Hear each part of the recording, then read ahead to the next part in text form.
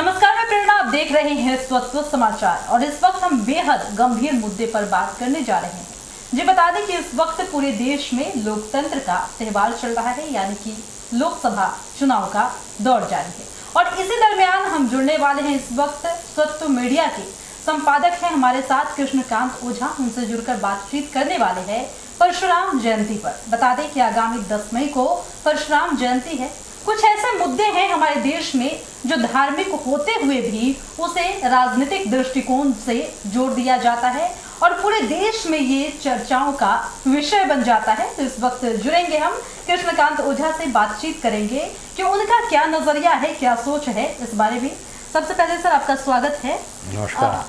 पूछने हम ये वाले हैं कि परशुराम जयंती आ रहा है और इसको लेकर जैसा देश में इस वक्त माहौल चल रहा है, क्या लगता है कि इस बार क्या कुछ परिप्रेक्ष्य देखने को मिलेगा?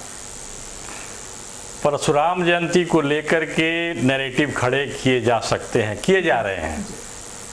भारत के अंदर में इधर 5 दशकों से, मतलब 50-60 सालों से किसी भी महापुरुष को किसी जाति विशेष से जोड़ करके और नैरेटिव खड़े किए जा रहे हैं।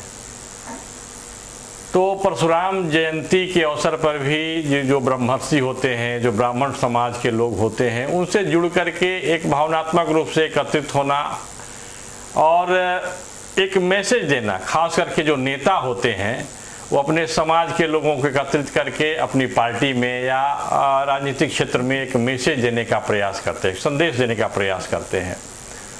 तो परशुराम जयंती के साथ भी वैसा ही होगा। लेकिन परशुराम हैं कौन, यह समझने की बात है। भारत के अंदर में जब हम देखते हैं अवतार की बात होती है, विष्णु के अवतार, पहले प्रथम मनुज अवतार थे वामन देव।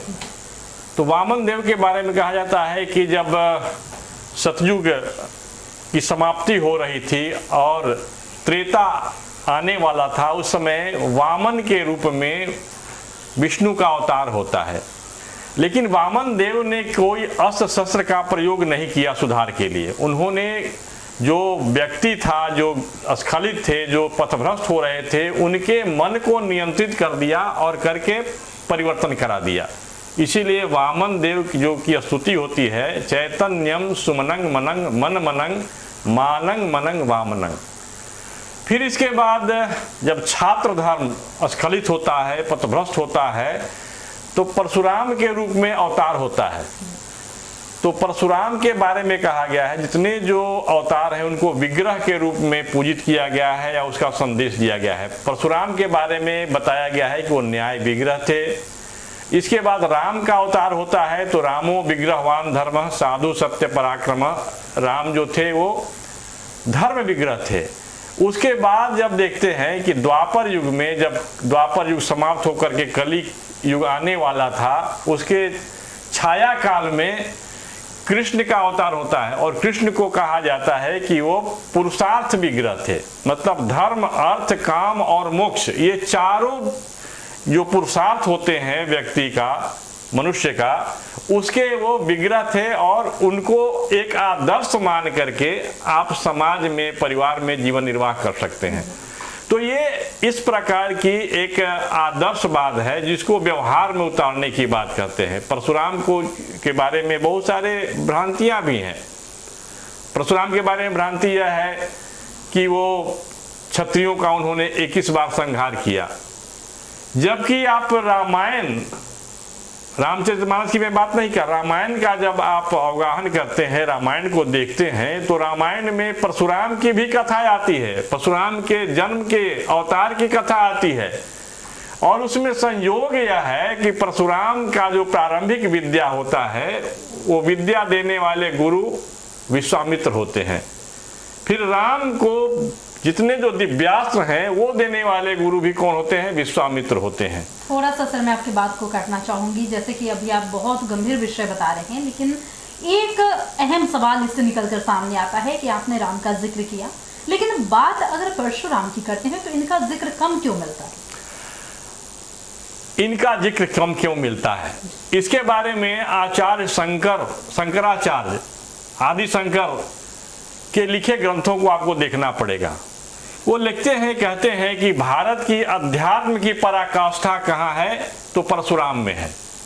एक स्थान पर मिलता है कि गुरु ब्रह्मा गुरु विष्णु गुरु देवो महेश्वर गुरु साक्षात परम ब्रह्म तस्मै श्री गुरुवे नमः। तो ये परशुराम की स्तुति है। उसमें सृष्टि का निर्माण, संहार और उसका पालन, ये तीनों का समन्वित रूप है। और परशुराम जो है, जो कि अध्यात्म की पराकाष्ठा है, तो अध्यात्म का जो रहस्य होता है वह सूक्ष्म होता है और उस सूक्ष्म तत्व को सामान्य लोग नहीं समझ सकते हैं। इसीलिए उन्हें न्याय विग्रह कहा गया है। न्याय विग्रह मतलब वो न्याय करता, उनको एक स्थान पर कर्माध्यक्ष भी कहा गया है। तो फिर एक बात हमें बताएं कि जब बोला जाता है कि पुरुष हो तो मर्यादा पुरुषोत्तम राम की तरह, कोई परशुराम की तरह बनना क्यों नहीं चाहता? हाँ, परशुराम को समझना और परशुराम के जो कलाएं हैं उनको ग्रहण करने के लिए विशेष योग्यता की आवश्यकता है। और विशेष योग्यता लेने वाले सब नहीं होते हैं। वहीं राम जो है, काल परिवर्तित होता है ना, काल जब परिवर्तित होता है तो उस युग के गुण धर्म को लेकर के एक आदर्श व्यवस्था उनको देख करके आप कर सकते हैं। इसलिए राम की चर्चा होती है। राम के बाद कृष्ण की चर्चा होती है। तो कृष्ण का भी जीवन जो है, हमने बताया कि कृष्ण को कहा गया है ये धर्म अर्थ काम और मोक्ष पुरुषार्थ, ये चारों उनमें विद्यमान है। अच्छा, एक अहम सवाल ये बनेगा यहाँ पर इस वक्त कि आप अपने लफ्जों से ये बताएं हमें, आप अपने नजरिए से ये बताएं कि किस तरह से आप परशुराम को देखते हैं। हाँ, अब हम परशुराम को लेकर के जिस प्रकार के नैरेटिव बनाए गए हैं राजनीतिक क्षेत्र में, वो ब्राह्मणों के हैं। लेकिन आप देखेंगे कि परशुराम के संबंध में जितने जो विष्णु पुराण में लिखे गए हैं, तो उन्हें ब्राह्मण भी कहा गया, क्षत्रिय भी कहा गया, वैश्य भी कहा गया और शूद्र भी कहा गया। जब उन्होंने अपने तप से दिव्य लोकों का स्वामी बन गए थे, तो उनके जो गुरु हैं शिव कहते हैं कि जब तक तुम दिव्य लोगों को विसर्जित नहीं करते हो, अपने कर्म फल का विसर्जन नहीं करते हो, तब तक तुम सूक्ष्म रूप में नहीं आ सकते। तो राम का जब अवतार होता है तो राम को आदेश देते हैं कि अरे राम, हमने जो तुम्हें वैष्णवास्त्र दिया है, जो धनुष दिया है, इससे तुम उन दिव्य लोगों को समाप्त करो जो मेरे तप के कारण स्वतः प्रकट हुए हैं। और वही बात कृष्ण कहते हैं। इसीलिए कहा जाए कि राम ने क्षत्रियों का नाश कर दिया, ये सही नहीं है। राम ने उन क्षत्रिय कुलों का वध किया जो उस समय के अत्याचारी राजा जो थे सहस्त्रार्जुन, उनका सहयोग कर रहे थे। वो अत्याचारी थे और वह भी उन्होंने वध किया किसके आदेश पे? अपनी माता के आदेश से। और माता उनकी कौन थी? उनकी माता राजकुमारी थी, एक क्षत्रिय कुल के में उत्पन्न कन्या थी। तो ये और वहां पर वो कहते हैं उनकी माता रेणुका कि ऐ परशुराम, ऐ महर्षि, तुम्हें छात्र धर्म को फिर से स्थापित करना है। तो छात्र धर्म को की स्थापना के लिए उन्होंने जो अत्याचारी कुल के राजा थे उनका वध किया।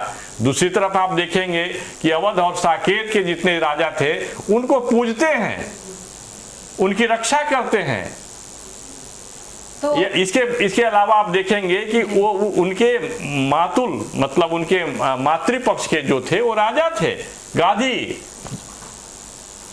ठीक है सर, एक आखिरी सवाल ये लेंगे कि इस वक्त जैसे राम पर भी सियासत होती है, लोकसभा चुनाव चल रहा है, परशुराम पर भी सियासत होने की संभावनाएं हैं, क्योंकि आगामी 10 मई को ही परशुराम जयंती है। क्या लगता है इस पर सियासत होना कितना सही और कितना गलत? पहली बात यह है कि सियासत का बिल्कुल ओछा उद्देश्य ये बंद होना चाहिए। और ये बंद कब होगा?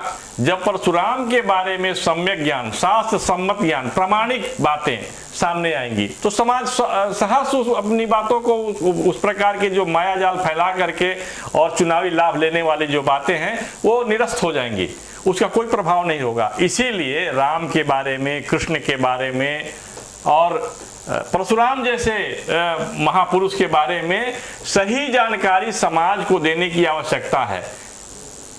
एको देवः सर्वभूतेषु गूढ़ः सर्वव्यापी सर्वभूत अंतरात्मा कर्माध्यक्ष सर्वभूताधिवासः साक्षी चेता केवलो निर्गुणश्च।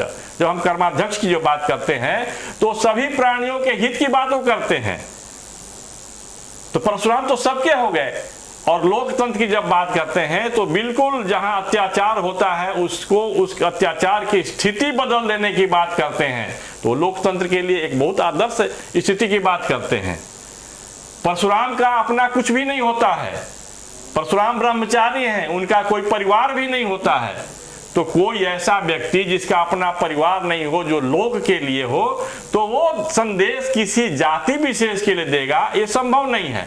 तो ये इस प्रकार के जो नैरेटिव खड़े किए जा रहे हैं, आख्यान खड़े किया जा रहे हैं, वातावरण खड़े किए जा रहे हैं संकुचित भाव से, तो उसको समाप्त होना चाहिए और ये इसका कोई शास्त्रीय आधार नहीं है।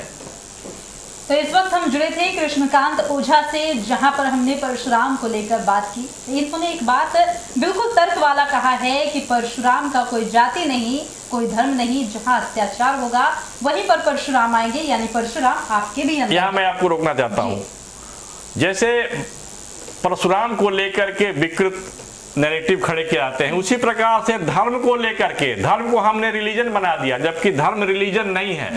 रिलीजन किसी एक व्यक्ति के द्वारा कालखंड में, विशेष देश में दिया गया एक मार्ग होता है। आपसे मैं प्रश्न करता हूं, चाहे किसी से भी प्रश्न करें, कि सनातन जिसको हिंदू धर्म कहते हैं उसका कौन संस्थापक है? कोई उत्तर दे सकेगा? नहीं। यह ज्ञान की परंपरा है। और भारत, जब हम परशुराम की बात करते हैं तो परशुराम धर्म की स्थापना करने वाले न्याय विग्रह हैं। और धर्म की बात जब हम करते हैं तो भारत के संदर्भ में, भारत की ज्ञान परंपरा के संदर्भ में धर्म का अर्थ होता है धृति, क्षमा, दम, अस्तेयम, शौचम, इंद्रिय निग्रह, धी विद्या, सत्यम, अक्रोधो, दशकम धर्म लक्षणम। ये 10 लक्षण जहां है वहां धर्म है। फिर कहते हैं ऋषि कि धर्म है क्या? यतो अभ्युदय निश्चय सिद्धि सधर्म, जिससे संपूर्ण विकास हो, मानव का आत्मिक विकास हो, मानसिक विकास हो, बौद्धिक विकास हो, भौतिक विकास हो, उस प्रकार के गुणों से संपन्न करने वाला जो व्यवस्था है वही धर्म है। तो इस अर्थ में आप धर्म कहिए तो धर्म, परशुराम धर्म को तो धारण कराने वाले हैं। हाँ, संप्रदाय की बात जो ओछी मानसिकता है, जो कटुता पैदा करती है समाज में, मानव में, वो संप्रदाय तो उनको स्पर्श भी नहीं कर सकता। तो आपने सुना कि किस तरीके से इन्होंने बारीकियों को बताया है, किस तरह से परशुराम क्या है उसके बारे में बताया है, जिसकी शायद आपको नहीं जानकारी होगी, या जिस तरह से ओछी राजनीति होती है धार्मिक मुद्दों पर, राम पर, परशुराम पर ये नहीं होनी चाहिए, ये बात भी इन्होंने कहा है। यानी कि तर्क से समझने की जरूरत है कि परशुराम आप में भी है, बशर्ते कि इसे समझने की जरूरत है। फिलहाल इस वक्त की खबर में इतना ही, और भी ऐसे ही तमाम वीडियो अपडेट्स के लिए बने रहिए हमारे साथ और देखते रहिए हमारा चैनल स्वच्छ समाचार। धन्यवाद। नमस्कार।